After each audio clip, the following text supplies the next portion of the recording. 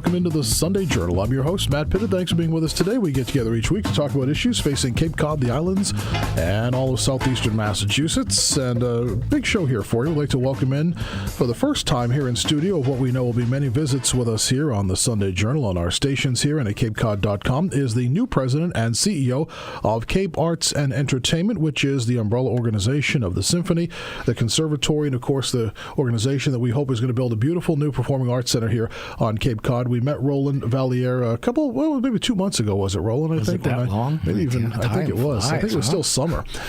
And Roland is now formally ensconced as of early November as the new president and CEO of Cape Arts and Entertainment. And welcome in, Roland. It's good to see you here. Great to be here. You're now settled, almost settled, I would imagine, and ready to go. Yeah, we actually bought a place. Wow, already? Good Brewster. Yeah, converted horse barn. My wife's a painter, so it's got a studio there for her, and in the process of moving that along. I hope to be in sometime soon. It's a beautiful town. I love the Lower Cape. You are going to love, I know you're familiar with the Cape, we'll talk about that, but you're going to love being down there in that part of Cape Cod. Yeah, I just need to figure out lower and upper and get that right. So that's something to do with the train schedules. Exactly, from old times. Well, welcome in, Roland. Of course, you have a big job ahead of you, overseeing now the Cape Arts and Entertainment, as we said, the Symphony, the Conservatory, and of course, the efforts underway right now to build a performing arts center here on Cape Cod. So let's reintroduce yourself to our listeners from your previous segment with us a couple of months ago about yourself, and now you're coming on board here to join us here at the Cape.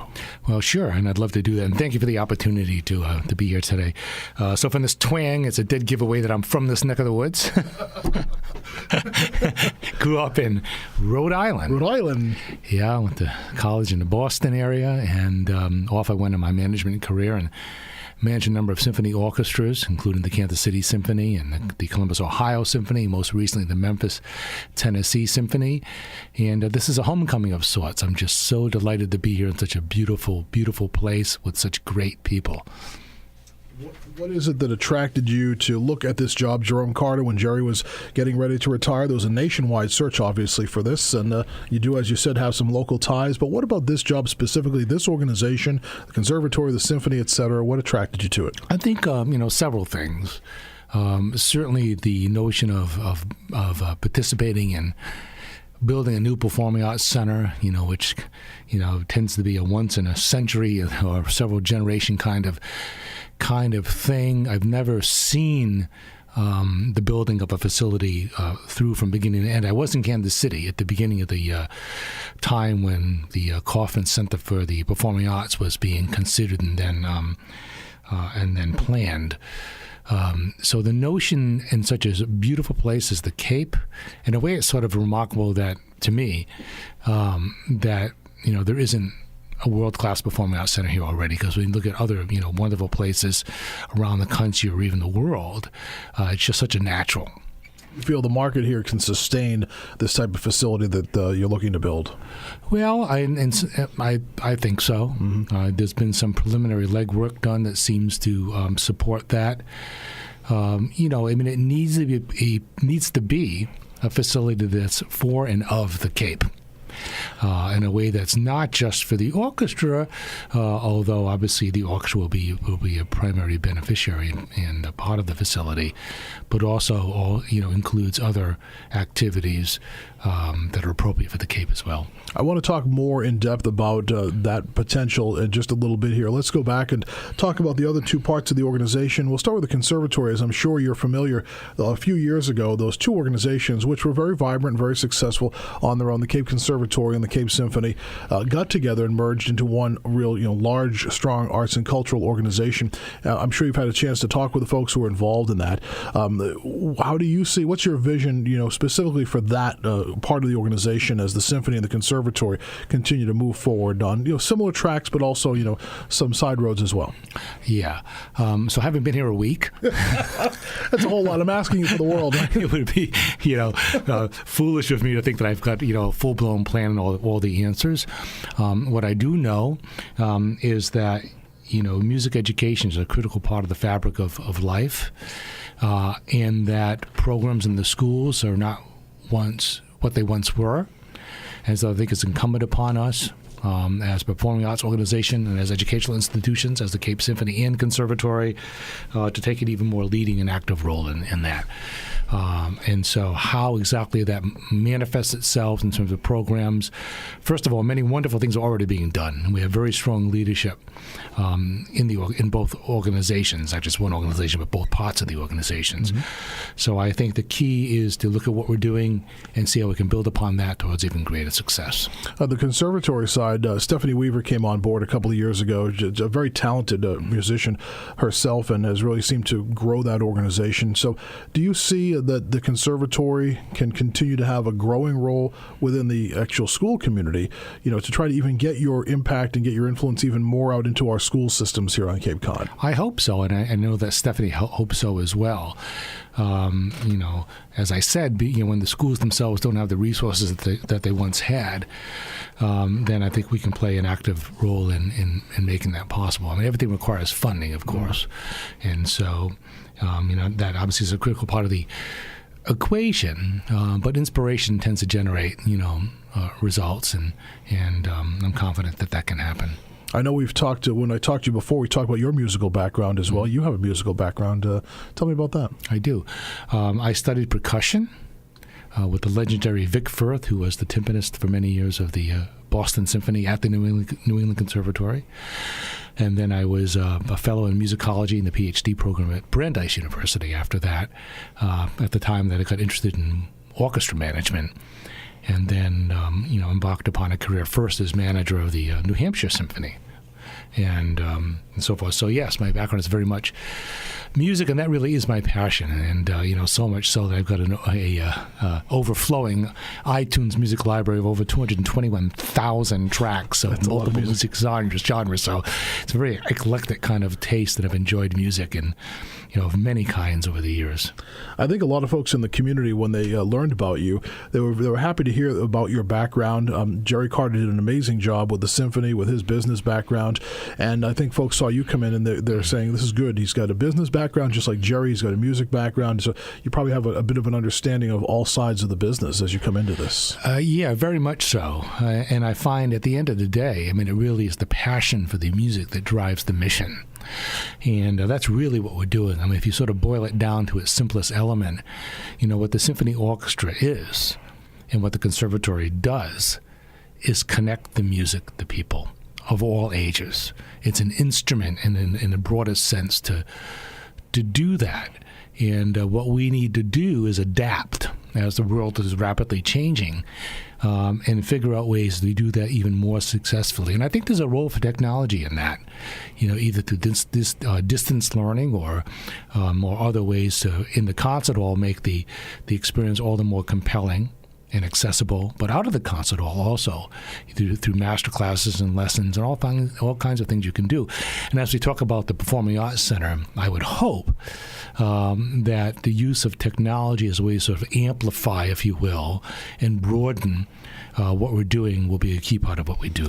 From the performer's side, you're very involved, obviously, in the business component now, but do you miss playing as much? Do you still get to play either for pleasure or with any other organizations or groups? Do you miss part of that? I keep saying someday, but the truth of the matter is it's been a while now. When I was a freelance musician in the Boston area. I also taught at the Longy School. I conducted a little chamber orchestra, back in the day, and so I have a sort of very sort of eclectic or broad or multifaceted sort of experience in music. But when I started my management career, it really has sort of consumed me. And I really love, for me, the confluence or the combination of music and business is, to me, sort of the perfect situation. I love them both. Do you get to play at all for pleasure at all? Sometimes if I see somebody a couple of sticks on the street, I'll sort of stop and play on their bucket or something. But you're not going to jump up. Other than that, you're not going to jump up. It's probably good at this point that I don't do that. I don't want to scare anybody. You're not going to jump up on stage at any of the symphony events and just take over for a little while. No, this is a professional orchestra. Let's talk about your artistic conducting conductor, your artistic director, your conductor, Jung Ho Park, who has been an amazing talent for this organization since he came in many years ago. And the many interviews that we've had with Jung Ho, he talks really about the evolution of symphony orchestras around the country. And you kind of have a first-hand view of that. You've, according to your background, your bio, you transformed or revitalized 7 different orchestras in 6 states. So you know the challenges that are facing symphony orchestras around the country. Jung Ho talks a lot about expanding the reach, expanding your audience. You have to continue to evolve and grow your audience. What are your thoughts about what Jung Ho thinks in that regard? Yeah, first of all, I really enjoy, even over this brief period, have enjoyed the chance to get to know him, and very much look forward to working with him and getting to know him better. He really is a singular kind of artistic director and musician and human being. So I think it's an incredible benefit for this community to have someone as wonderful and as visionary as he is. It's true. In fact, Michael Kaiser, who recently stepped down as president and CEO of the Kennedy Center, has a book that he published called Curtains, with a question mark, actually, that actually takes a hard look at this very issue. So, what's the future of symphonic music in the world and in America as times change? And it's a very data, fact-driven approach, and it's a very sobering, sort of manifesto as well. On the one hand, but with this crisis, there's opportunity, and I think the music really is timeless. The challenge is, how do we connect people to the music in this ever connected and technology-oriented and sort of fractured world?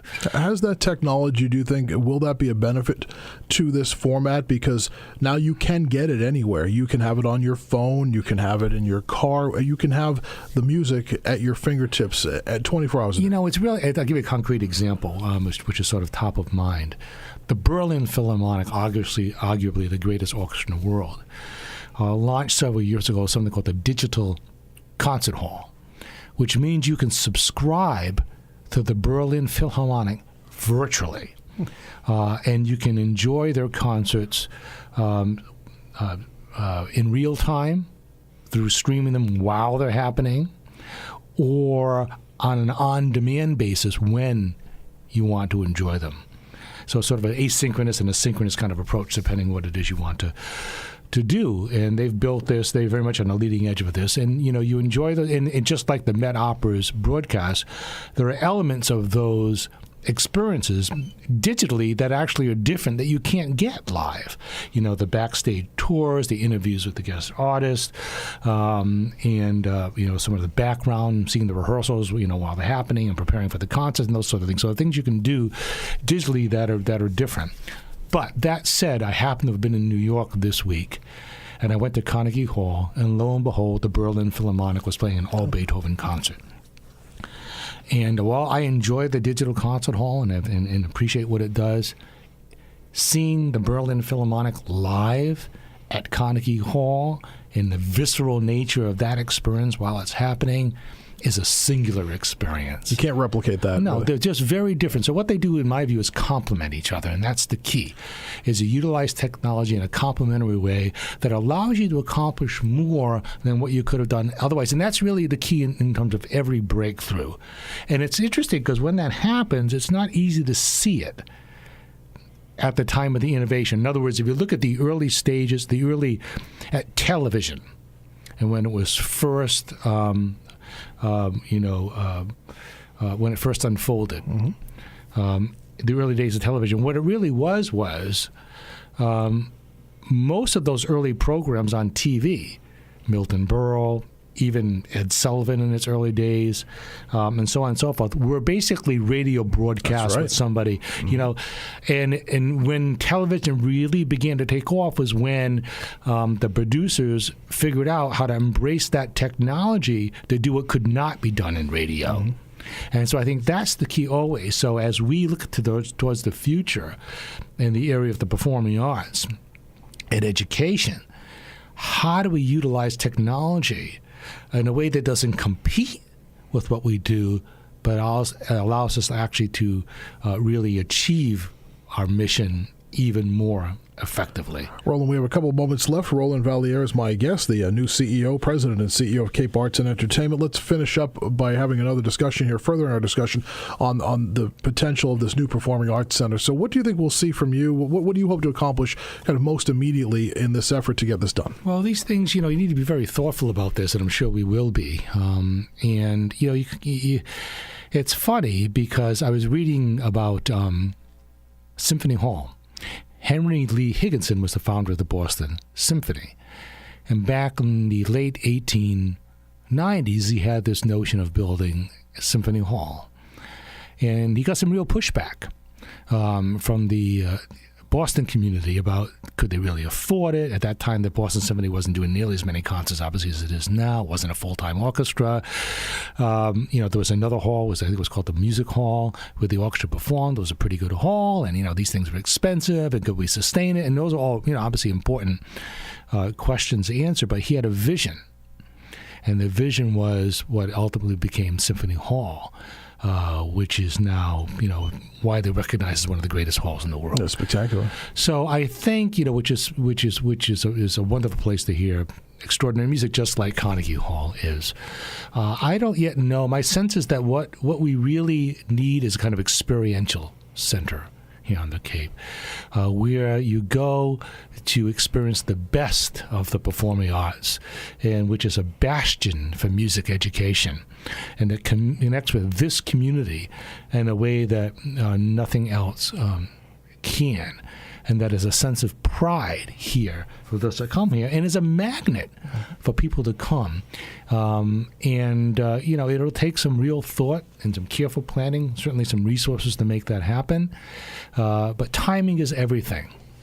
And my sense is that this is the right time. Well, I think there's a lot of folks in the community that are definitely behind this. A lot of people do believe it's the time. There have been kind of fits and starts over the years here on the Cape over the past couple of decades, but it does appear the time is right. So it's in your hands now. Yeah, Best of luck. Others, and it takes a team. Yes, it does. It really does take a village. Yeah. And but we've got great people involved at every level, and it's going to be some fun. It's going to be a lot of fun. Roland, we're just about out of time, but you have the great holiday pops coming up. People are real excited about that. You have multiple shows this year, I know, right? Yeah, we do. I can't wait to see it. I've just heard such great things about it. So we have actually 6 shows, December 4th, 5th, and 6th, led by Jung Ho. We've got the Eddy Elementary Chorus is going to perform, the Select Chorus, the Chatham Chorale, and the Annie Moses Band. Really good. It's going to be just amazing. Yeah. So matinee and evening performances on December 4th, 5th, and 6th. If you want to get more information, you can go to capesymphony.org, our website, and all the information is there. You can buy tickets, and I hear it's just going to be an amazing time. I can't wait to participate. Roland, we look forward to having you back here on the program. We'll see you out at the shows as well. Thanks so much for coming by, and welcome to the Cape again. It's a delight. Thanks for the opportunity. My pleasure. Thanks for being with us today on the Sunday Journal.